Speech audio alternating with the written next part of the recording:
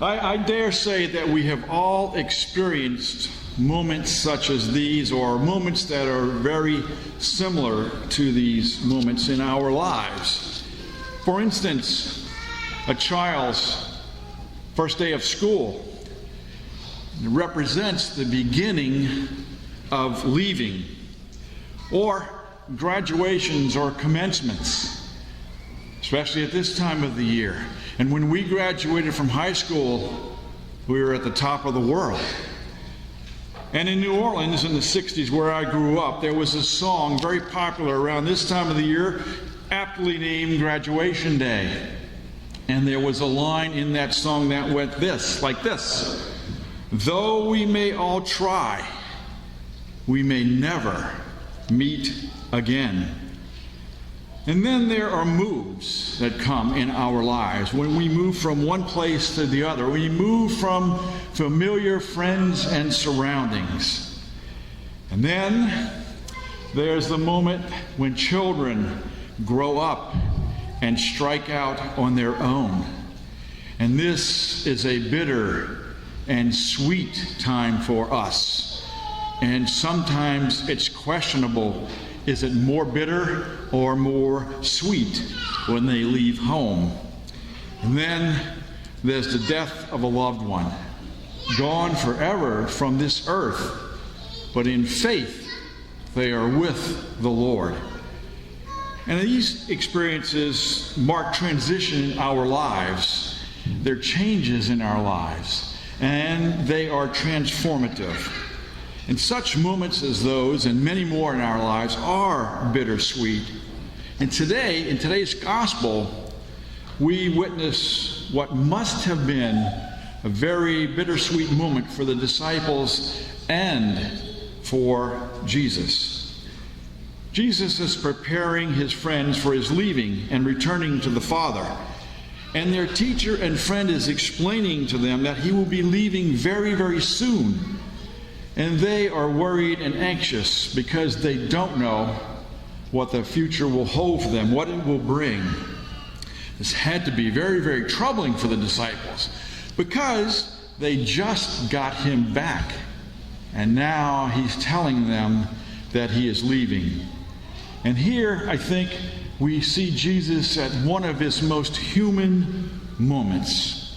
In essence, he is saying to his friends that at this moment, our bittersweet moment, you should be happy for me.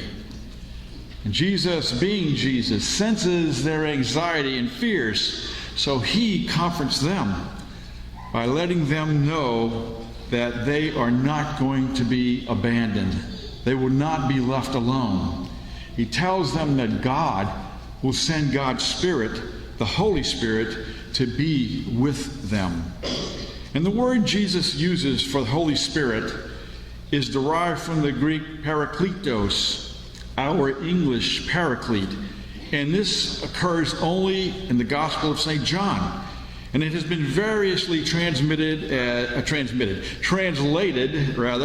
as advocate, or intercessor, or teacher, or helper, or comforter. But in Greek, it can also signify one who consoles, one who encourages or uplifts, hence refreshes.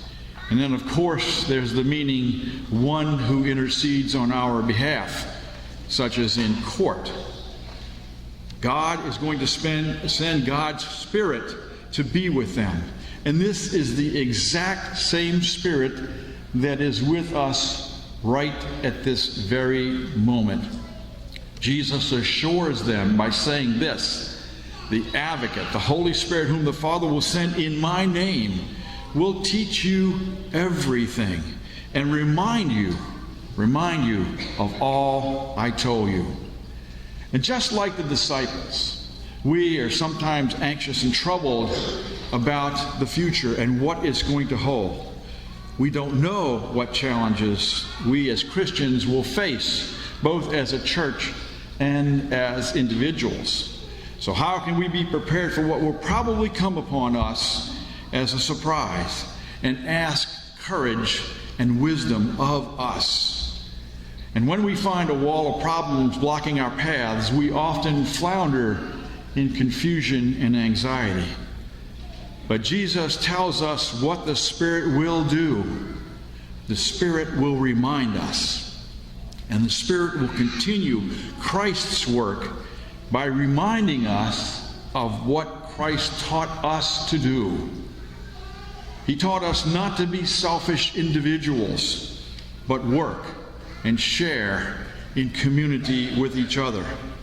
He taught us to turn from only focusing on ourselves and our own goals and to see the needs of others. We are to let go of animosity and grudges, and we are to forgive. We are to overcome fear and take on sometimes seemingly heroic deeds of self-sacrifice in service.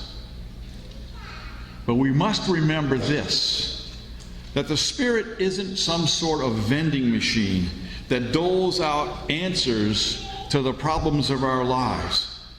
The Spirit doesn't dole out answers to the math problems on the exam, even though we would like the Spirit to give us the answers to the math problems.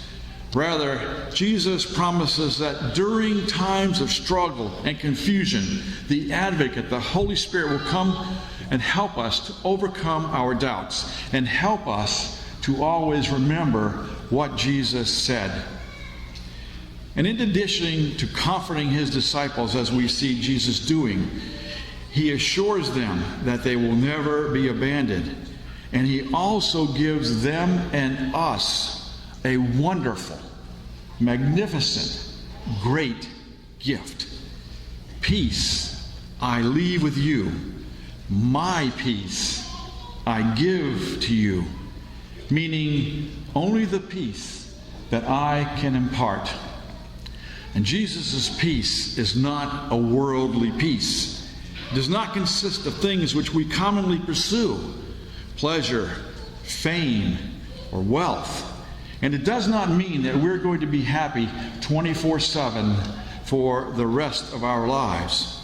And it does not mean that we will never, ever face struggles.